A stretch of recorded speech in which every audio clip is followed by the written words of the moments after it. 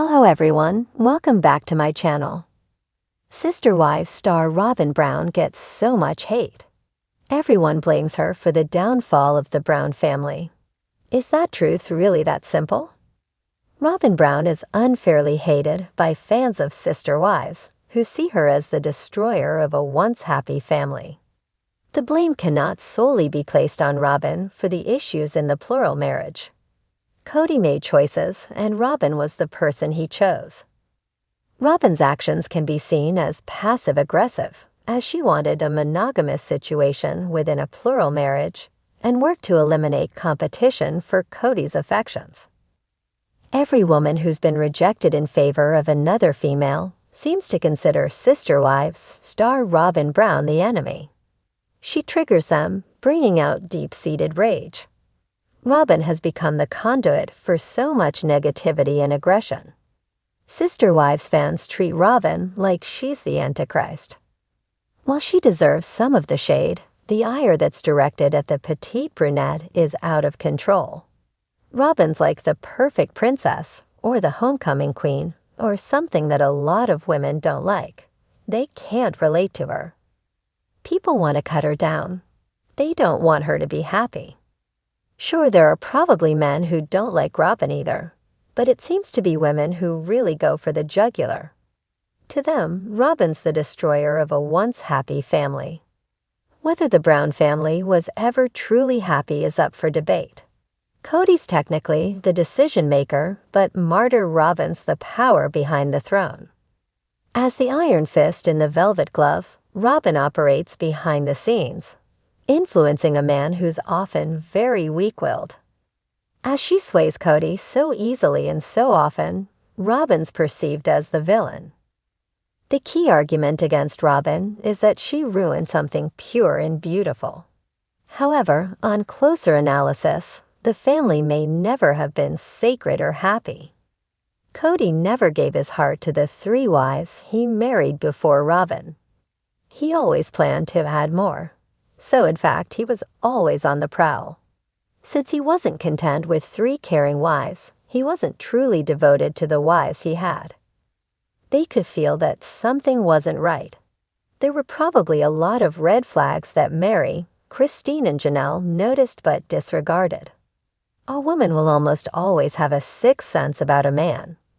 Usually, a woman's intuition is correct. In a culture of patriarchy, it's often easier to blame the other woman than to take a cool-headed and realistic look at the situation. Assigning all blame to a woman who ruined a relationship is an example of flawed reasoning. Cody was the motor here. He chose Robyn. He decided to neglect his other wives. He made choices, and Robyn's the person he chose. He wasn't wrong to choose her. She was the best match for him. They've been together for years. However, it's Robyn who gets most of the hate. People put it all on her. Now, taking a look at the other wives' character traits, it makes a lot of sense that he preferred Robyn. For example, Christine was openly extremely jealous, and in the context of a plural marriage, that kind of conduct just doesn't make sense. There were multiple wives. It wasn't a monogamous situation. Therefore, Christine's out-of-control jealousy was inappropriate. In terms of Janelle, she tried too hard to be just like Cody. She seemed to adopt his interests, and, like him, functioned as the family's breadwinner. Yes, they'd go camping and do things that they both enjoyed, but it wasn't totally passionate. If something wasn't missing, Cody wouldn't have gone looking for a new wife. Christine was the wife who was next in line. Mary was the very first. She believed in polygamy too. However, she and Cody were very incompatible. Mary wasn't ultra-feminine, and that's what Cody likes. He enjoys a sort of innocence and wouldn't want a partner who's too much like him. He wants someone more vulnerable that he can protect.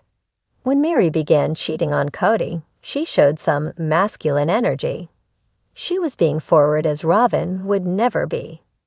By breaking rules and being bad, she was just too different from his preferred type.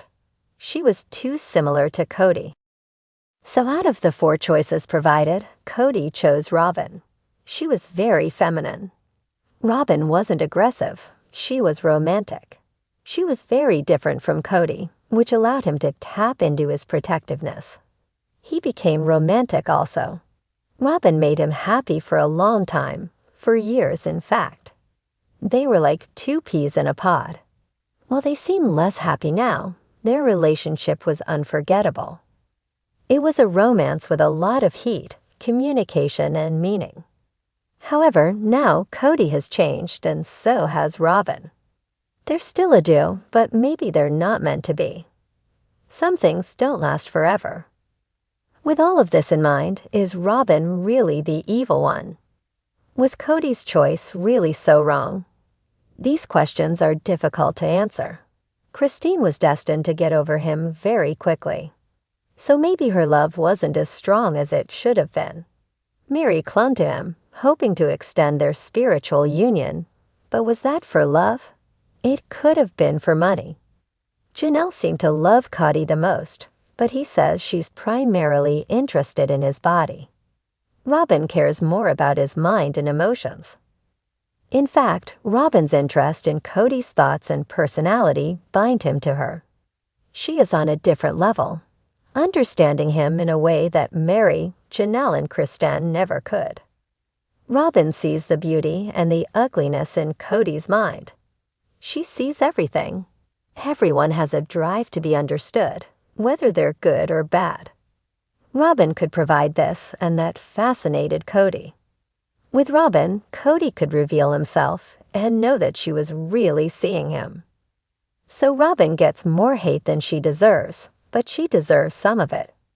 She saw the issues with the fellow sister wives and didn't ease any of them. In a way, Robyn's very black and white. She wants devotion, even as she pretends to be cool with certain things. She will not tolerate any deviations from her ideals, so she can be a very tough cookie. It's more than possible that Robyn wanted monogamy with Cody the entire time that she was in the plural marriage. All of her covert actions were designed to wipe out the competition so she could live her way. By taking this harsh approach, she became known as the Queen of Passive Aggression. When the other wives complained, she was so sweet and nice. While they acted badly, she was a paragon of virtue. Her goal was to have Cody alter herself, and she managed to achieve that goal almost effortlessly. As she beguiled the cranky father of 18, his other wives fell by the wayside, exactly as she had intended. So while Robyn's innocent in a way, she's also very strong. She did all that she could to create a monogamous situation within a plural marriage, and that's no easy feat. However, Cody was still connected to the other women. She could feel those connections and tried to break them. She didn't do it openly. In fact, she went out of her way to be civil to her competitors. This approach wasn't wrong, especially when confronted with their drama. However, she had an ulterior motive. That was keeping her man right where she wanted him, in her bed. Again, she was successful. He was in her bed. She won this war for curly-haired Cody, but what kind of prize was he? Right now, he's bitter because the wives that he ignored left him. That's very irrational. He's also grumpy, restless, immature. Cody seemingly cannot change. He's frozen in time and unable to grow as a person. That may be due to his narcissism. While others mature and change, he stays the same.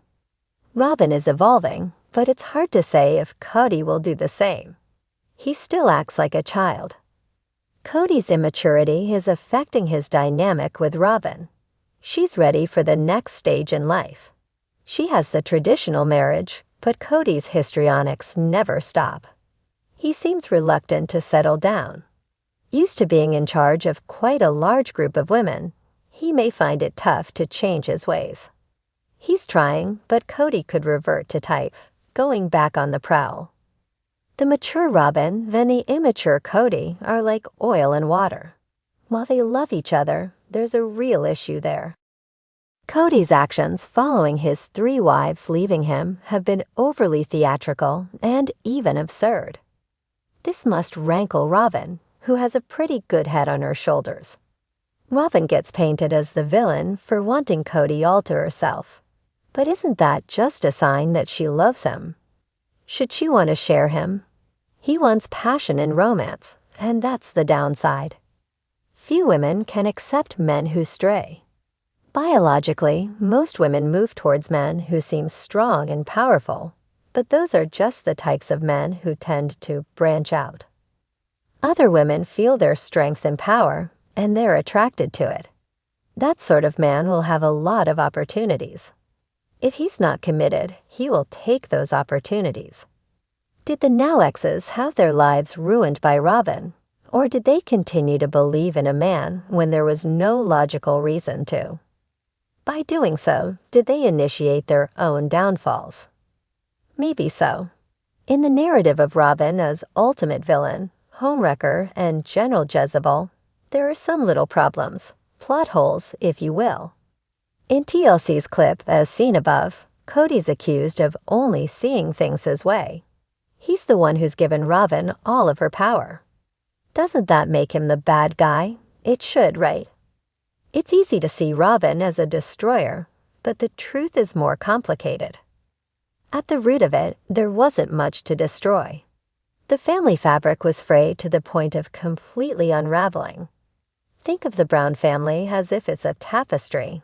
Every slight, from a petty offense to a serious breach of conduct, is woven into the fabric. Different moods and emotions could be the colors in the tapestry. Over time, the different skeins of various hues created a picture, and that picture wasn't pretty. Now picture sunlight and time acting on the tapestry and degrading it. The colors fade. The skeins grow worn and old. The tapestry, never a work of art, is now practically in tatters. Such is the Brown family. Its dynamic was toxic, and the death of the Brown family was a blessing in disguise. People are now free to go and create tapestries, portraits of their lives, which have authentic beauty. The Browns don't need to live in a past that wasn't so perfect anyway. Robyn is hated, and in many ways, it's a witch hunt. She's a human being. So is everyone else involved in this tragic tale.